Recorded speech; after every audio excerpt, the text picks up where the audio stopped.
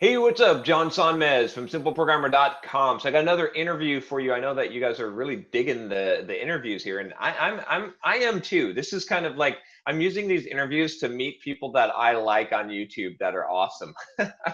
And it's cool because I get to, a lot of you get to watch videos from these awesome people, and I get to talk to them. So that's cool. I like it. So anyway, I've got someone who I've really admired in the fitness industry here because he's giving really good advice, and not only really good advice, but like when you watch his videos, especially the videos where he's really cut, he is really cut. Like he's not just talking bullshit. Like he's done this and he's doing it, and he talks a lot about the mental game. So I've got Mario Tomic. Am I saying your last name right? Is it Tomic? It's pronounced Tomic. It's like similar to, I guess people know like Novak Djokovic. We have from Balkans. I'm Croatian, so we have the ch at the end instead of a c. So it's kind of like a little bit different. So it's Tomic. Tomic. Okay, I would have never guessed that one. But um, anyway, Mario, welcome. Thanks for coming on the show, on the podcast.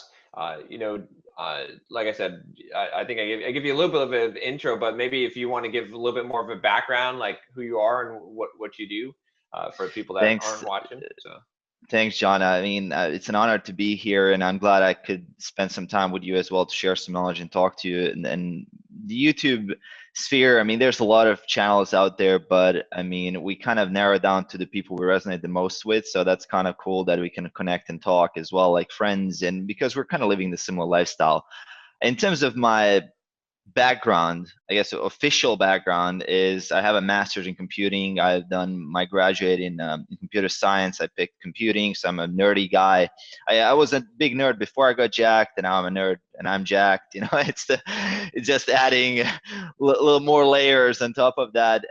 Kind of a very logical, geeky guy, taking like step-by-step engineering, process-oriented person, and yeah, it took me a while to discover the whole health side of my life, and that's something that I found myself to be extremely passionate about because I made an incredible transformation for myself in my life. I think that a lot of that is credited to my better health, and I kind of found that combining my skills and just being very science driven, I can bring some of that science and that step-by-step process to kind of the population that is interested in same goals, right? And there's a lot of nonsense out there. I mean, we live in in this time and age. It's like information is in abundance.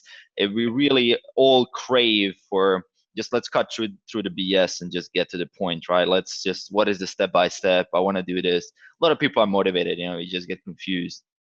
yeah, So that's wow. kind of the goal. What I have with my channel is just like, okay, let's cut through the nonsense. Here's the mindset side. Here's the nutrition. Here's the like the training side of things, step by step. Let's just do this, right? Let's focus on taking action.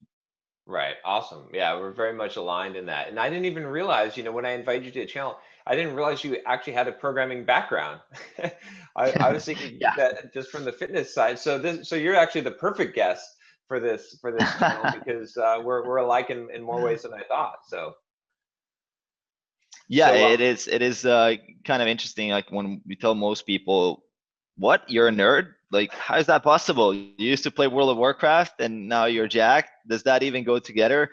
Actually, I mean, a lot of things that I've learned I was a professional video gamer before as well, and in college, a lot of things that I've learned from that lifestyle applies now, right? I mean, in right. video games, what you're doing is you're building skills, you're leveling up a character, and literally now what you're doing is building your skills again and leveling up yourself. So it's kind of very, very similar. And I found that people, in terms of just the mindset, who are attracted to fitness are usually people who are very driven by progress. So we're Right. progress driven people. We love we love the incremental progress. You see a little bit of extra boost, power up. A lot of us watch like stuff like Dragon Ball Z as little kids. We're super into these tiny little nerdy things where we can see the potential and we're like, okay, let's go closer to that. Let's get as close as possible. That's kind of what's driving me is really just being very progress oriented, and I'm a big fan of that. Yeah, that makes sense. That connection actually, it's funny. I was just talking to Brandon Carter, and we were talking, and I said that, the one thing that I have that like a lot of people are smarter than me, better looking than me, whatever, you know, have more talents and skills, but I can grind, man. Yeah. I can grind, and that's the same. Like if you're playing an MMO or you know whatever it is, online poker, all of those skills like fitness, it's all the skill of building a business. It's grinding. Like you've got to be able to go and do the grind. Yeah, finding some motivation in those small things, you know, replying to those 15, 20, 30 or 200 emails, depending how many you get per day. You know it's going to be a tough process, but you got to be able to bring that self-motivation out of you and just start working on it. And there's many theories out there. We can go into that, like theory of motivation and all these things, but it is really about those small day-to-day things that most people procrastinate on, that eventually kind of, if you do these things, you end up being very successful for the same reason, because our monkey brain, to call it, it just doesn't want you to do these things, right? And it's kind of weird, right? Once you conquer your self a little bit, you just get ahead very fast. You know, that's the way it is. Yeah, yep, I totally agree. So I wanted to ask you, because you kind of have made it a little bit further down this quest for cutness than I have. Like I saw some of your videos where you were down. I mean, you were definitely like, what were you like? You're like, I don't know. It depends on how you measure, but somewhere around 7% or less. I think like you had the full bottom abs and Well, yeah, I everything. mean, if you would estimate in terms of like body fat levels, it's all an estimate, right? The only way to Yeah, actually measure body fat, I like to tell people, I got this from, I think, from James Krieger. I have to credit him. He's a great guy, great researcher. He's like, okay, the only way to accurately measure it is to cut you out, like cut your muscles out, rip yeah, you apart, and then do a biopsy on everything, and then see how much muscle you have, how much fat. Like that's how you get an accurate percentage. right. Otherwise, in terms of estimates, I would say that how I like to see it is close to stage condition, right? I Yes. just say Okay. close to stage condition, because that's kind of like, okay, for some people it can be like 8%, 12, 10, 6, 15, whatever your genetics are. But I would say close to stage condition means that you really have just a little bit of fat left on your glutes, on your hams, around the lower abdominal area. There's always a little bit left, but it's kind of that that part that requires, that last 2% requires more effort than the previous 8%. You know, that's kind of this we're talking about. Yeah, yeah, that's I think so many people don't understand that. That's like so because so much I've been into fitness for a long time and I would get down to 10% and around there, maybe 11 or so. And that's easy. That's like I could do that all and I would never ever be able to get down below that until I started doing I read a lot of what Lyle McDonald has written and I started adopting I'm doing my own thing now. Like I eat one meal a day. I basically fast until 5 every day. And then I do almost what's almost like carb backloading, like almost like Body Opus or Ultimate Diet 2.0. I basically will eat ketogenically on Tuesday, Thursday, Saturday, Sunday, and then Monday, Wednesday, Friday, right after I lift, I hit the carbs, you know, Hmm. to replenish glycogen, take advantage of that kind of insulin sensitivity. But and I'm running 40 miles a week now. But without doing all that stuff, I was like now I'm finally starting to drop down, but I'm still like not like my goal for the year was to to hit basically what I call like the visual 7%, like on my scale to the average, the trend weight to show 7%. And I'm like at like 7.8 or something like that. And it's so hard at this point. What did you do to get because I've talked to so many people and I don't know, I mean there's a lot of people that are taking stuff and that are on whatever and not necessarily doing things naturally, but so they don't share the same struggle. They're like, oh yeah, it's not that hard, you Yeah. just get your diet, do carb cycling. And it's like, okay, there's if you're natural and you're trying to do this, it is really really hard. So tell me Yeah. what you did. Yeah, you probably watched my video where I said about the struggle of getting 6% body fat.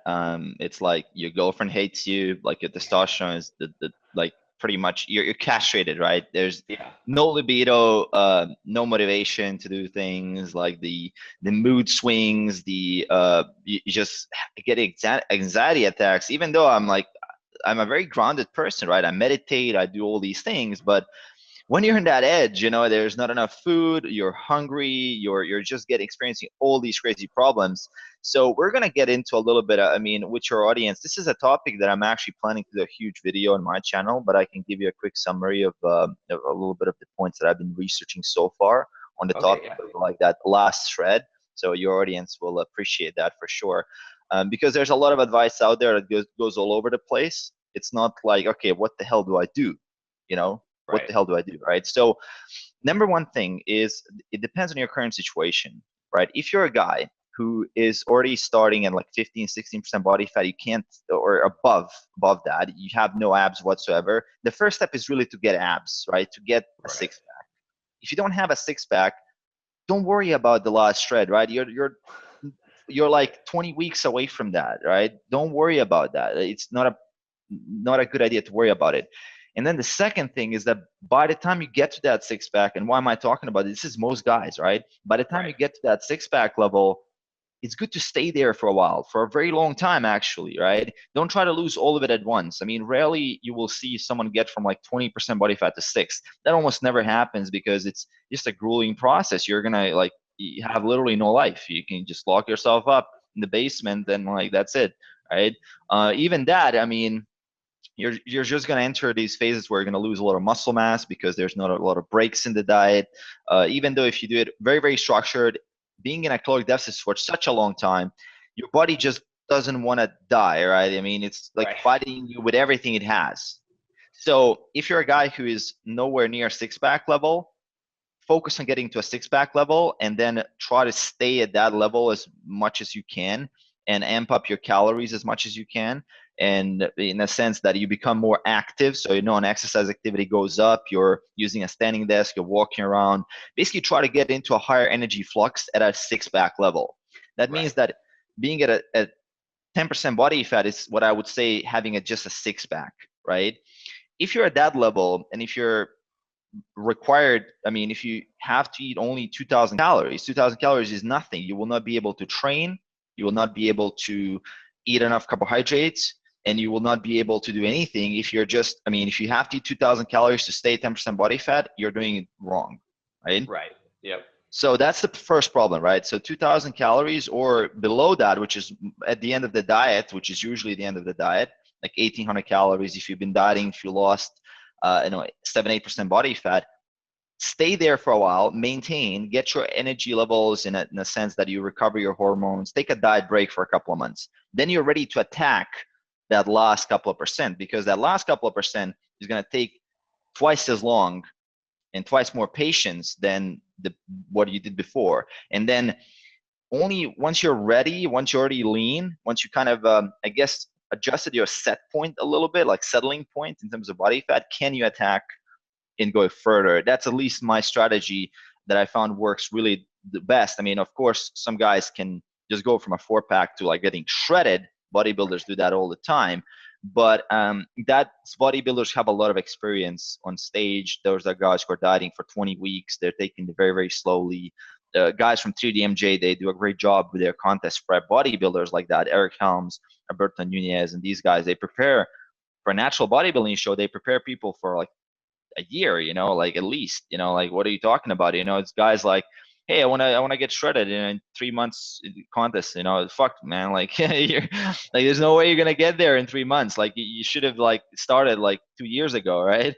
Exactly. So how do you attack the last shred, right? That's a really good point. So there's a couple of strategies. You mentioned Lyle McDonald. I love his stuff in the Stubborn Fat Solution. He mentions a couple of mechanisms that are involved with tapping into the fat cells that have different receptors, right? So we have different receptor cells. This is very, very dependent on your gender. So if you're a guy, it's most likely going to be your lower abdominals that are the most problematic area, and your glutes. In women, it's glutes, hips, and thighs, right? So Yep. we're talking about gender differences. I'm going to focus on guys mainly because that's kind of my specialty, and that's what I have the most experience with. So with guys, a few things help. These are not hardcore sciencey things that I'm going to tell you, right? These are more based on my experience as a coach, and also from a little bit of science, because science doesn't necessarily study how to get shredded to a point where you're stepping on a stage. Science Exactly. doesn't necessarily have 15 guys locked up in a lab and they can do all these tests on them. And who the hell is going to do that, right? If someone is a serious bodybuilder, they're not going to let them like being experimented on, right? They have their own thing. So it is not something that we have a lot of data on. Number one thing with everything, the stubborn fat and in general losing the last couple of percentages is going to take a shit ton of patience, number one, right? Yeah. So the process is a little bit difficult. When I say patience, I truly mean patience. I mean like being okay with your scale not moving at all, but your fat is melting, but the scale is not moving because the water retention effects, like all these hormonal fluctuations that are happening, cortisol is shooting up, you're eating different types of foods. It really helps to eat similar food because now you at least eliminate one variable out of the way. So if you go for sushi the night before and you wake up 2 kilos heavier, like a Yeah. couple pounds heavier, you're gonna freak the fuck out and try to adjust your diet based on a single event, which is not a good idea ever. So it is a good idea to keep the foods fairly similar throughout the journey of like 10% to like 6%. When I say similar, I don't mean chicken, broccoli, and rice all day, but I mean like, okay, here's my staple diet. I don't want to change that every day. And if I do go out and eat once or twice a week, I know what to expect the next day that the scale might go up. So I'm going to be Right. okay with that. So that mental game, because this really requires patience as your body doesn't have a lot of body fat to burn. So the process is just taking slower. If you go for aggressive, you're going to lose a lot of muscle mass. The muscle mass actually, I mean, looking at the data, doesn't necessarily start happening until you hit below 10%. When you hit below 10%, that's where muscle loss actually starts becoming an issue for Right. most Exactly. guys. So this is where you have to be really careful and go for those slower deficits, for less caloric deficit and maybe like 200-300 calories in a deficit per day. And what tends to help, number one strategy is refeeds. Actually, more like, I wouldn't even use refeeds, but I would say non-linear dieting, where you're Exactly. not Yeah. going in a straight calorie deficit every single day. So this tends to help if you're, let's say, not dieting 3 days of the week. So let's say you're doing Friday, Saturday, Sunday on a kind of a maintenance, right? Or you put the maintenance level on your training days and you go hardcore on your rest days in a deficit. That tends to help. It seems that a single day of a cheat meal or a refeed doesn't have as much effect as multiple days. So I would say Exactly. that close to that level of body fat, where you're talking about 7-8%, we're talking about 2-3 days of being in a higher caloric intake, at least to notice some of the effects. What tends to help in terms of strategies of getting that body fat released, intermittent fasting might be beneficial in some cases with individuals who have done that in the past. I mean, we're talking about releasing body fat, right? We're not talking about burning body fat, right? We're Right. talking about let's first release the body fat, because here's the thing. People say, hey, I'm doing fat burning cardio. No, you're literally burning cardio in that session, but what's happening afterwards that your body is going to use more carbohydrate as fuel, right? So we need to distinguish what is what is going to determine the fat loss? Your deficit, right? How Right. much you're in a deficit. It's not how much you're burning in one single session or in one single part of the day where you're doing intermittent fasting. Obviously, if you're not getting yourself any glucose, carbohydrate, you're going to tap into fat reserves mainly for energy.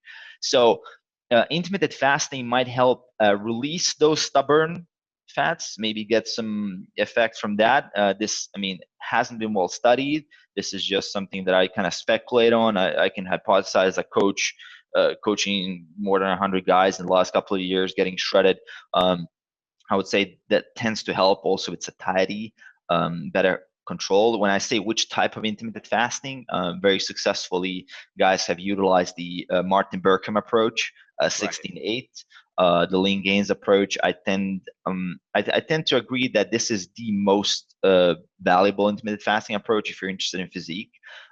If you push it to like a warrior diet style 4-hour eating window where the meal frequency really drops to 2 meals, I tend to agree more with the crew that is saying that it might not be beneficial for retention of muscle mass, especially not for building muscle mass, but for retention that could be an issue as well because you're not getting enough of those muscle protein synthesis spikes throughout the day, and there's a whole number of other things that might actually be caused by such a low meal frequency, such a long fast. It's kind Right. of like how we can look at it is it's a kind of like a hormetic response in one way as well, because when you do intermittent fasting, it's a stressor, right? And Exactly. a little bit of a stressor is good. Like taking a cold shower is fantastic, for example, right? I mean, take a cold shower, you get some hormetic response, your body grows stronger, the old niche, what doesn't kill you makes you stronger and things like that. That's great. And we are hormetic creatures. We respond to hormesis. A little bit of poison will make us stronger. But Right. the problem with intermittent fasting, if you look at a hormetic response, and if you say, hey, I'm gonna fast for 48 hours, you're adding too much stress now. Now it's no longer that hormetic response. Now it's literally something you can't adapt to. Now it's Exactly. going like further into the realm of like, okay, I'm gonna kill myself, right? So the body will slow down the metabolism. There is some research Yeah. to point out in that direction. I mean, it's not obviously cause and effect relationship research, but we could speculate that that might be a problem. So Okay. yeah, intermittent fasting can be a good strategy. You mentioned yourself there that you're doing, let's say, one meal a day. This is, for example, something I would not recommend if you're interested in getting very, very shredded, right? And for the same reason, because you're not giving yourself enough feedings, right? And what builds muscle will retain muscle, right? And the same Yeah. protocol that builds muscle, it helps you to retain the muscle. In the end, it's about the turnover balance, right? I mean, how much muscle is being Exactly. built, how much is being destroyed. If there's not a lot of being built and a lot of, like, is being Yeah. destroyed, what is going to happen, right? You're going to start losing muscle mass, and that's one thing. And I mean, is So that pretty clear so far? I mean, before I dive into like some of the other, oh um, yeah, yeah. And so you might be interested too. Like I've been experimenting with that with the because I did intermittent fasting where I had like a bigger window where I did 2 meals and I didn't really get good results. So I went to the 1 meal. So I'm basically doing I'm not even doing a 24. Like most of the time I'm doing like literally like a 23-1. Like I'm eating for 1 hour and that's it, but I'm doing some things that I think maybe like counteract some of that stuff. So one of them is that like I'm eating ketogenically. I'm eating, basically, keto on the aerobic days. So I'm running long mhm, distances, right? I'm going for a 10-mile run fasted, mhm, and before I hit the run, I'm also taking HMB, which has sort of been mhm. shown to preserve muscle Yeah, mass. there's some evidence, yeah, to kind of like combat those muscle loss effects, and ketogenic diet itself has been shown to be a little bit protein sparing in Yep. in a sense when you switch to ketones. Generally, I mean, what I would say as a recommendation is to tone down the cardio as much as possible.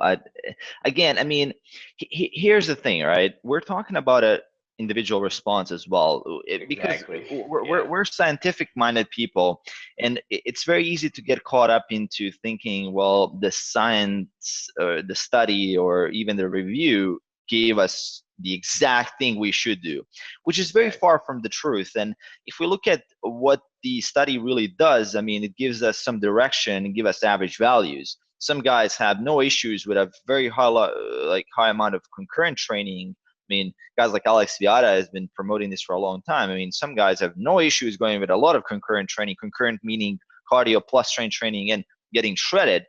Yeah. Can work perfect for some guys. On the other hand, we have guys, I mean, if you add a couple of cardio sessions per week, they're just like, they can't adapt anymore. They start losing strength. Their bodies just don't adapt as well to the stressor. That means that their training volume in the gym is suffering. And then, I mean, training volume, when it goes down, there's less and less incentive for the body to hold on to muscle mass. Of Exactly. course, we can talk a little bit about training and how the training could be changed a little bit to kind of facilitate the fact that you want to get that large shred without overtraining yourself, which is a big issue if you do high volume, high intensity work all the time. So periodization becomes even more important as you're getting for that less and less body fat. But I mean, we're talking about guys who are really serious here about getting shredded, right? If you're not a stage competitor, if you don't really care about losing a little bit extra muscle mass, I mean, you have a lot more wiggle room. It's not like a tightrope. It's kind of more Right.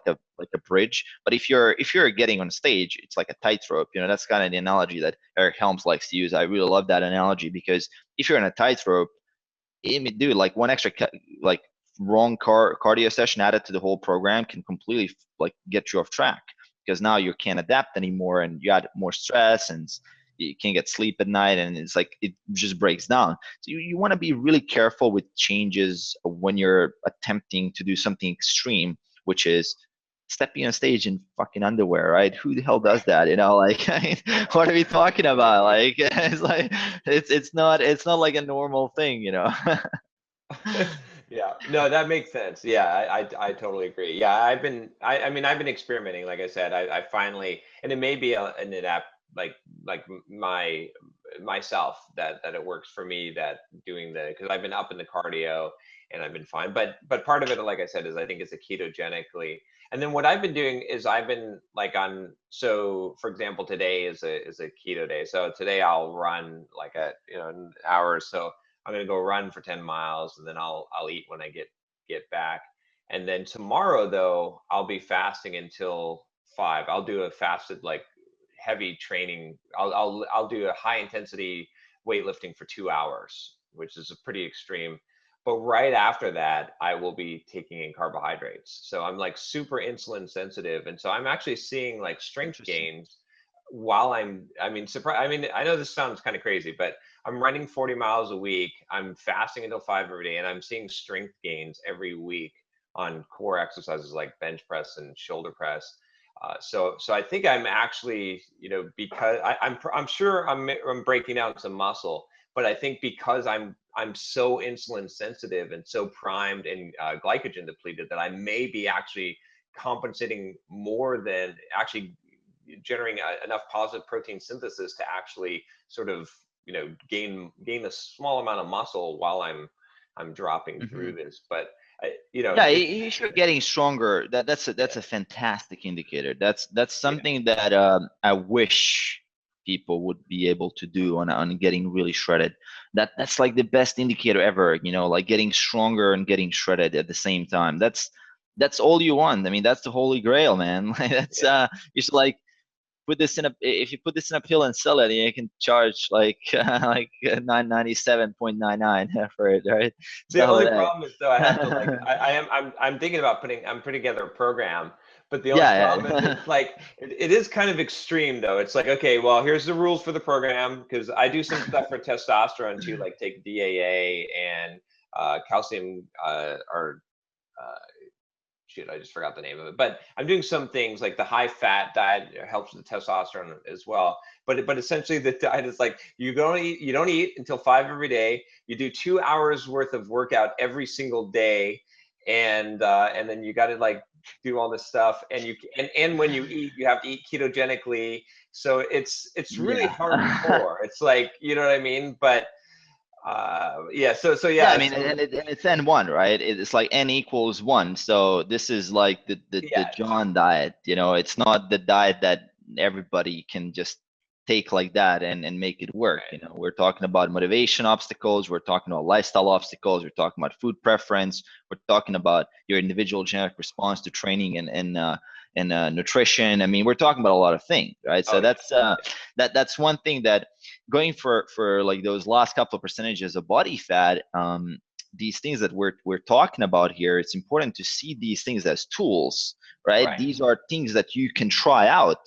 These are by no means the only ways to do things. These are by no means the magic pill or the ultimate end all be all solution. Nor am I saying that the 6 meals a day approach is any way inferior to intermittent fasting or anything like that.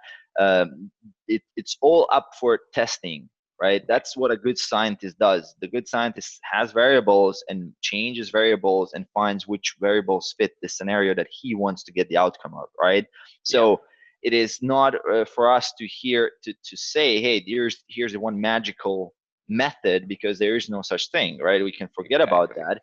And one good thing, I mean, keto is an incredible tool for a lot of people, and I've had worked with clients in the past. I mean, lost 100 pounds doing keto with no problems. Like they're never hungry. They eat like a lot of calories and they feel great.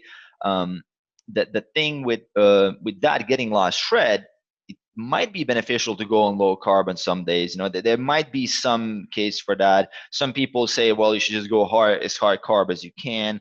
I find that an approach where you might cycle days where you go high carb on training days, very, very low carb on rest days.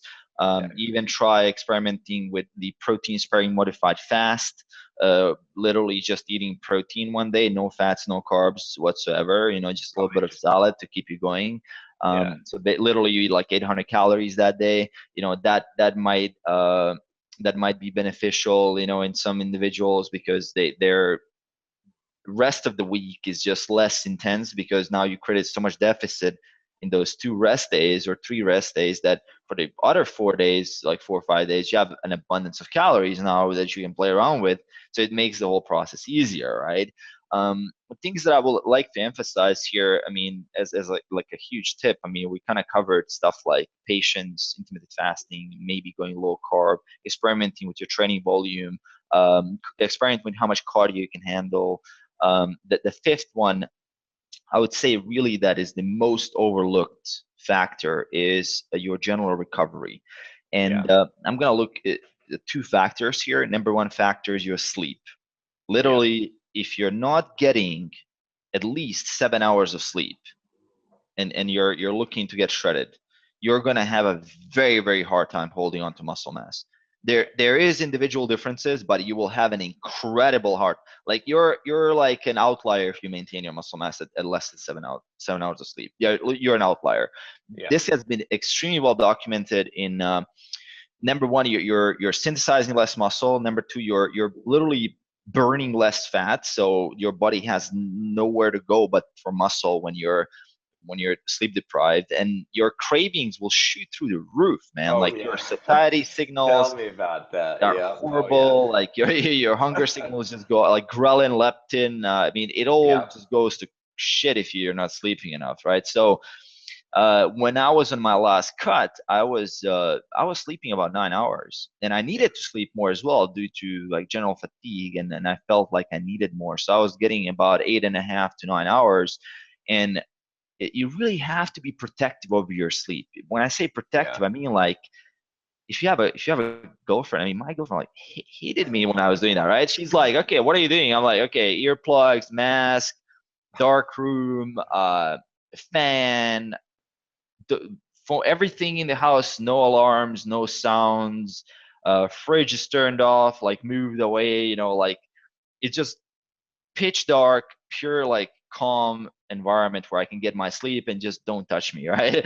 Like my penis doesn't even work. Don't touch me. Like don't even, like it's like a little bit of an like snake an extreme example of it, but it is in one way like that, where you have to be extremely protective over your time. So if you do have a job where you have to wake up in the morning, which is probably a lot of people, you have to go to bed earlier. Like it has to shut down. Like it has to. There's no way you can stay up late at night and watch Netflix a couple of nights in a row. You're fucked, man. Like you're fucked, right? So sleep is a big part of that. The second factor is how relaxed are you as a person outside of the gym. And this is something that almost nobody talks about in the whole fitness equation, where it's like training volume, more muscle, macros, calories, tracking, nutrient timing, fasting, all these freaking things, supplements. There's no supplement in the world that's going to help you, or there's no drug. Like we're like drug-free athletes, right? I don't even talk about steroids. It's a completely different physiology. But there's not even a steroid out there that can help you if you're nonstop stressed. Like if you're nonstop on like just adrenaline shooting up, if like I don't know, some email you get, it is like it just gets to you, and things like that. There's no way, nothing can help you, man. Like that. That's a killer. Like your cortisol, your glucocorticoids are screwed up. Robert Sapolsky has a great book on this, like why zebras don't get ulcers.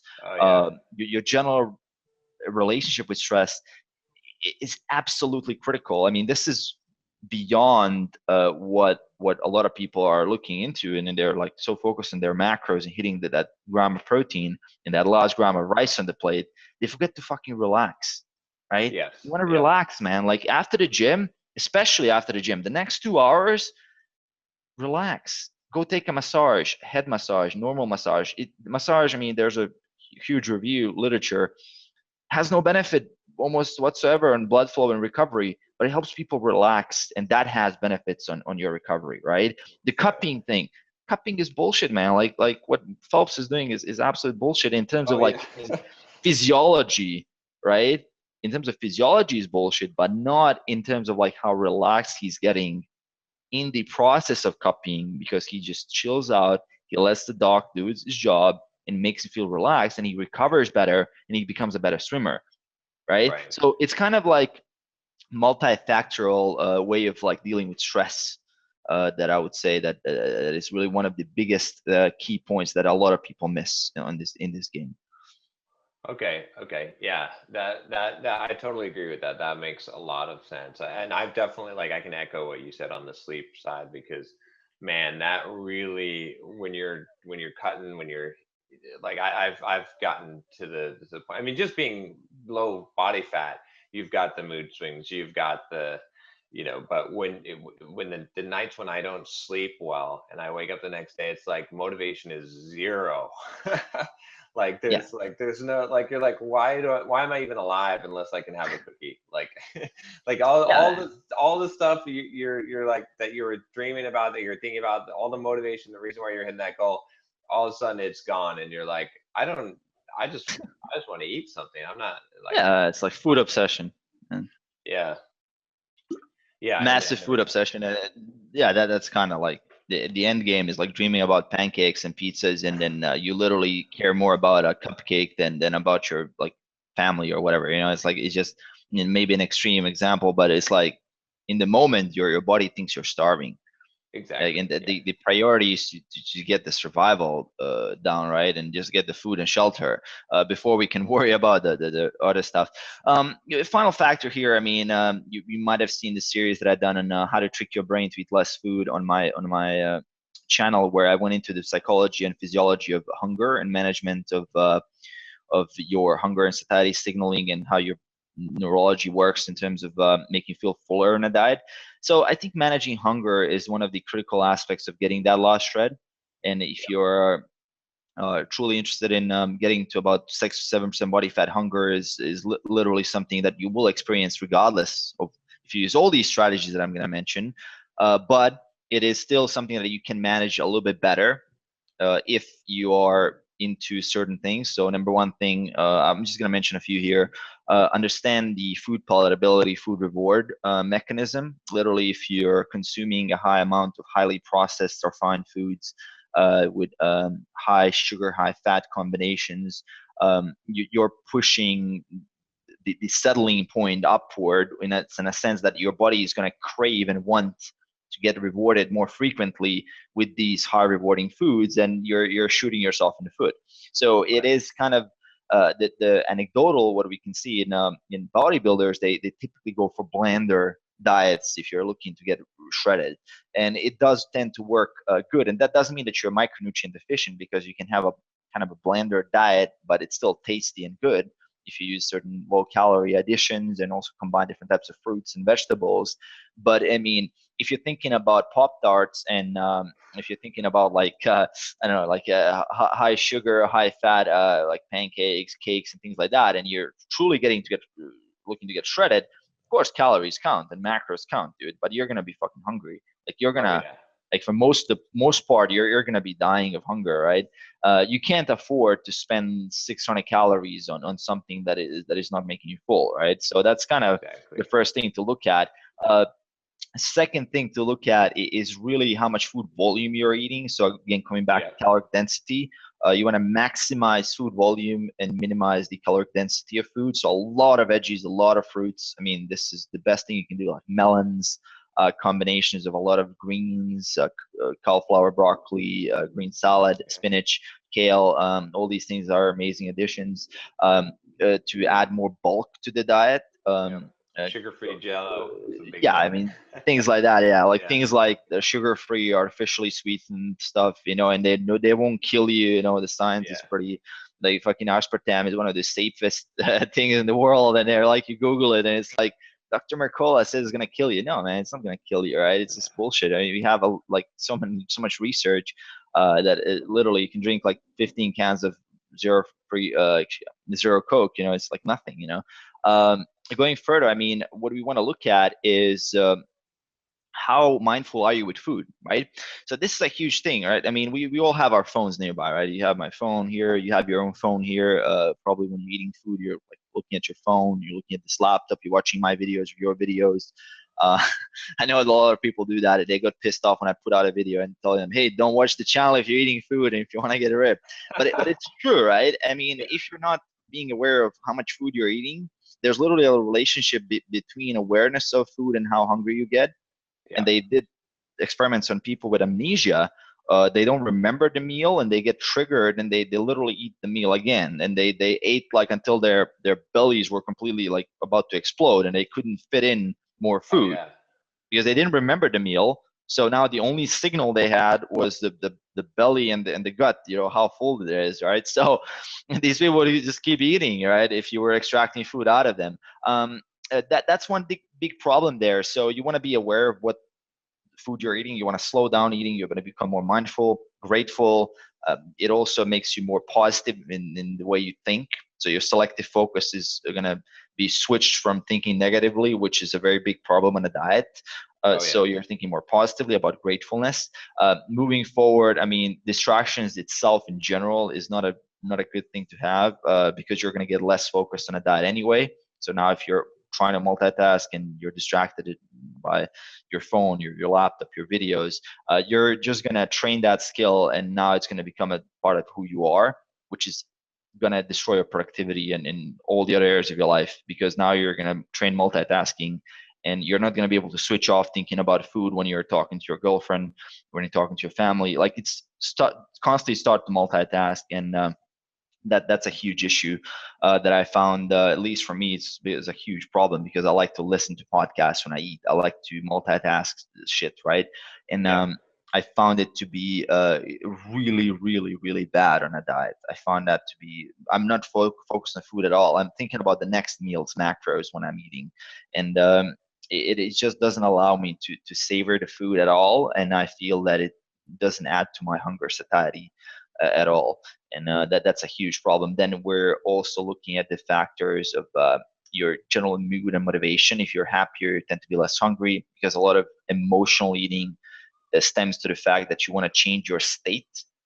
Right. That's Exactly. this is one of the last factors I'm going to mention. There's a lot more that I'm going to cover in my series on this. A lot of people eat when they want to change their state, from Yep. boredom to happiness, from sadness to happiness, from um, just seeking entertainment, right? In a sense, from food. And I want to feel happy. I'm just gonna eat a banana or whatever. Maybe it's like peanut butter cup or something. You know, like depending on what you have around. Um, so it is a good idea to find things that will make you enjoy the process and the moment without food, like just Right. something that you enjoy that doesn't have anything to do with food. Video games, spending time with your loved ones, going out, taking a walk, taking some photos, like photography, videography, making vlogs with your girlfriend that you don't even post online. You just fucking make them, whatever, you know, delete them later. But it's fun, right? And we get a dog, you know, like walk your dog, like hug a bear, you know, if you can find one that is incapacitated somewhere, you know, like do something that is that is gonna get you spend time in nature, you know, like something that is gonna make you more relaxed and get that stress response down. Coming back at stress, this is kind of goes hand in hand, and I found that to be very, very helpful. A lot of bodybuilders, if you follow guys like naturals like Alberto Nunez, things that they say is that they've the bodybuilding journey has taught them to be more mindful. Yes. They had to become in touch with who they are and look at the big picture of things. They started reading Eckhart Tolle, you know, they started Yeah. like getting into meditation, like Eastern philosophy, because they're in it's suffering, because you're literally suffering every day. So you need something like either Eastern philosophy. My personal favorites are Stoicism. You know, I like to read a lot of Stoic books when I'm Yep. dieting. Same You know, I here. read like Marcus Aurelius. I love his stuff, Seneca. Yeah. meditation, Seneca. Epictetus, these guys are talking about exactly what you're going through. So these are some of the mental things. But yeah, I mean, I'm not gonna not gonna beat around it too much. I mean, I think this is these are all things to consider. Yeah. Good. I think not enough people talk about that, because that really is, so much of it is that mental strength stuff. Because it's like I've got tools. Like you said, like I know, I get a lot of broccoli, because that's I get a lot of volume out of that. I get a lot of salads. I buy cucumbers because those are almost no calories. It's like, sugar-free gel, like all these kind of tools. But that's like a second resort. Yeah, I guess I see a lot of people even today that they post all these healthy. They're like, when they go on a diet, what they do is they try, even like the ketogenic groups and stuff. They try to like come up with all these really healthy recipes that are within the diet, but are very tasty and very intricate. Extremely palatable, yeah.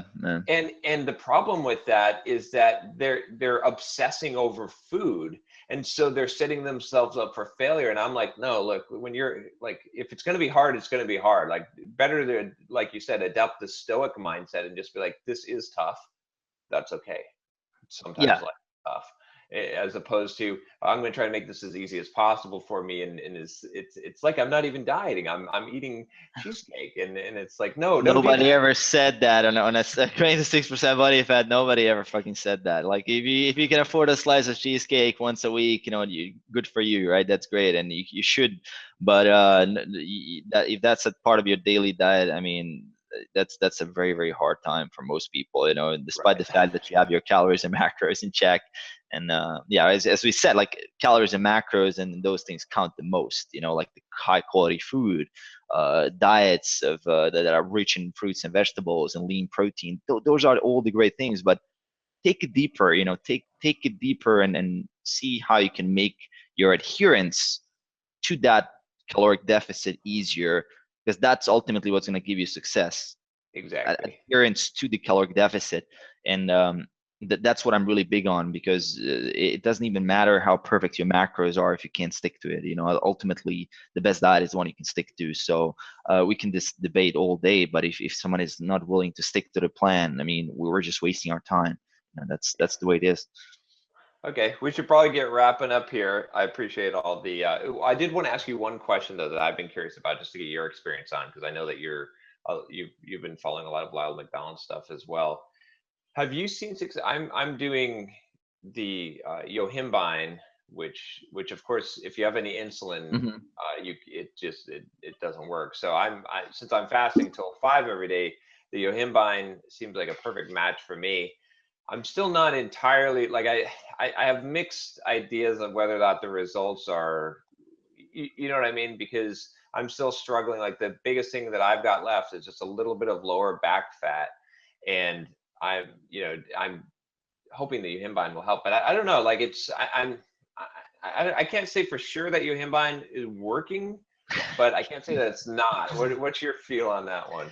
I mean, I think Menno Henselmans wrote a review on this recently. If I'm not mistaken, I believe it was his review on Bayesian bodybuilding. I mean, number one, I'm not big on supplements. I literally don't take any supplements except vitamin D when I'm not in a sunny country, and omega-3 fish oil. On a diet, maybe a multivitamin as kind of I guess, an insurance for health. Um, I would not. I would say that yohimbine doesn't have any effect. Aside, I mean, from what I've seen in the literature, I don't think it's worth the trouble, even if it does have, because the side effects. I mean, you might get some effects out of it, but the price you might pay for that is a whole number of side effects. So I wouldn't necessarily want to bother myself with that. Also, it's hard to find the right type, and like there's multiple different types. And I mean, why the fuck bother? If you burn a gram of fat more, for all these side effects, what the hell? And does that even count? Does that even matter?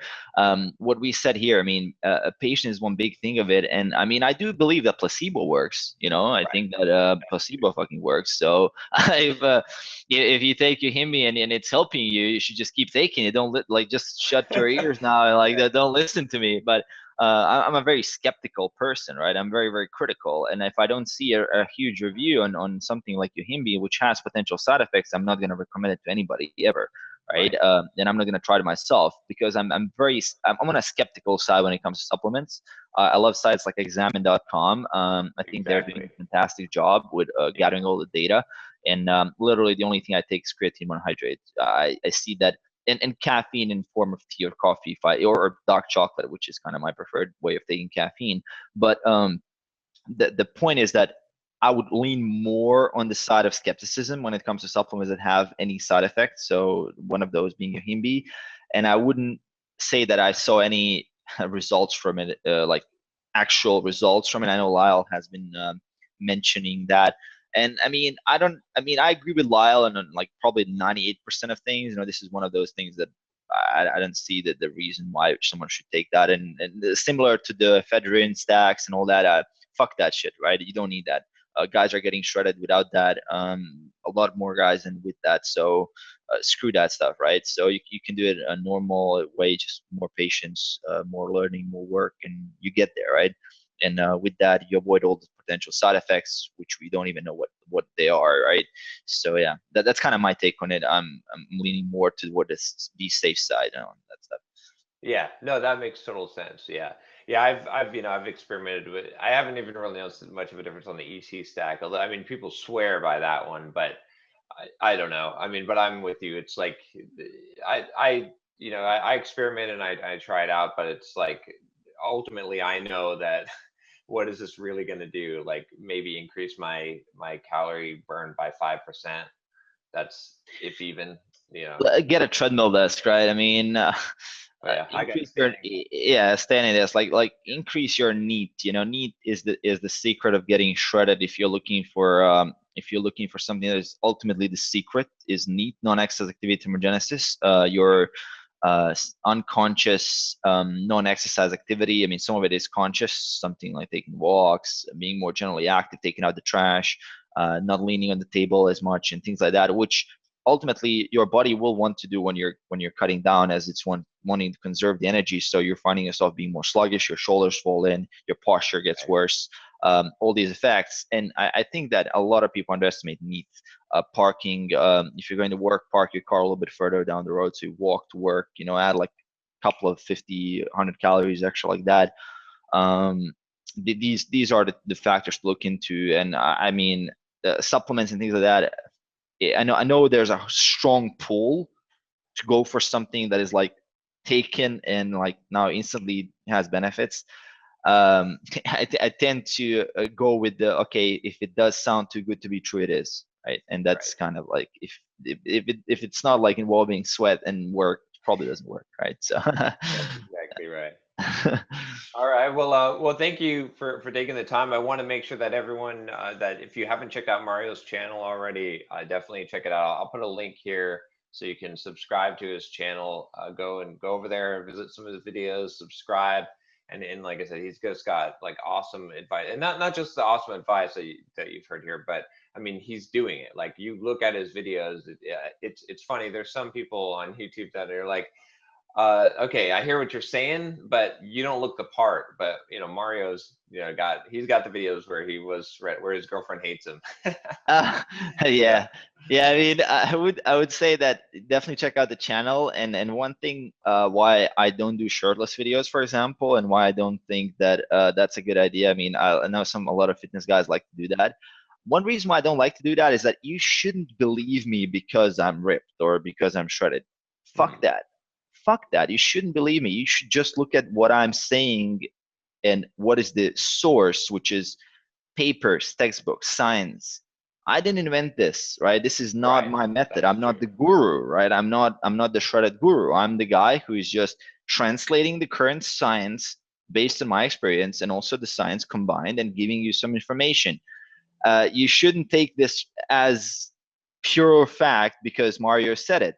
Fuck Right. that. You should doubt Mario, and you should, like, when you're having doubts about something, you should comment and tell me, hey man, like I don't believe you, I don't trust you. What's your source?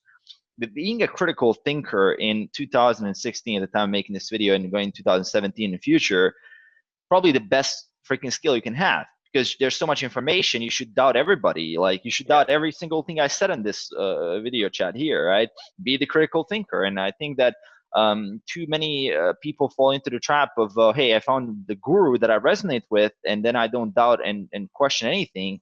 And Right. that's kind of holding people back in developing themselves, because ultimately what I'm saying is just supposed to give you some guidance, but you should try it out eventually in yourself and see if some of it resonates with you and works for you, right? It's science. It's never an exact outcome, like cause effect relationship, right? There's always nuances to consider. So, I mean, I appreciate when people say, hey, man, you're like, you know a lot of stuff. You're awesome. You're getting shredded. You're doing all these things. But, dude, like, you should doubt me as well, because I made a shit ton of mistakes. And 2-3 years from now, I might be calling you up, John, and saying, hey, man, remember that webinar that we did? Yeah, like all that stuff that I said there, might be bullshit, like let's like like stuff like that. You Oh never yeah. know, right? You never know, like that's, I mean, we know a lot, but some of it's not tested yet on science. And when new science comes, I'm there, I'm ready to change. But I mean, we know how to get ripped. So if you apply some of these things, you will get ripped. Maybe in the future we find a way how to get there better, right, and faster. So and just take it as it is, right? Be a Yeah. realist. Be very real. Yeah, no, I totally agree. And I think that, I mean, good point. Like, test what you're going to do, test it on yourself, right? You got to, like, whatever someone says, it doesn't matter. Like, and people say contradicting things, but you try it and you see what works, because we're all somewhat different. And we also, may follow things differently, or they work better for us just because of a mental, we can actually compliance. Exactly. So test it on Exactly. yourself, and don't take anyone's just pure advice for it. But yeah, I totally agree with that. I'm glad that you said that, and just this idea that, Yeah, just to wrap it up, because we shot out a lot of good ideas, and yeah, just kind of to really put it in the right perspective. I think that's yeah, important. and there's multiple ways, right? Like there's like Yeah, many ways bodybuilders to. were doing 7 meals a day for how many years, and they got shredded. Now we say that, like, you could do both paths work. It's Yeah, just, there's hundreds of ways to get there. There's hundreds of ways. Guys did all yeah, sorts of crazy shit. All sorts of crazy shit. Like yeah. they wear the same socks for 6 months because they think they get more caloric expenditure. They burn more fat using those socks. Does that work? Probably not. I mean, does that help them? Yeah, yeah. If they Maybe, think it yeah. helps them, it probably helps them. Like, and who are we to judge? And but yeah, I mean, looking at the science is probably the closest as we can get to the truth, and not about a particular study, but about looking at the whole array of studies that we have. And if you're not, I mean, you shouldn't necessarily go to PubMed right now and just start looking at the papers. Probably a good idea to start with textbooks. I mean, Lyle McDonald stuff we referenced multiple times. He's Yeah. great at translating the research to the general public Oh and yeah. in a way that people can understand. And he's looking at the studies. You don't need to look at the studies if you don't have the scientific background. I have a master's in Exactly. computing, and I'm used to looking at statistics. Dude, I get fucking confused. I don't know what the hell half of that stuff is sometimes, because the methodologies that people use to draw conclusion in original research is crazy. Like you Oh can't understand what's happening.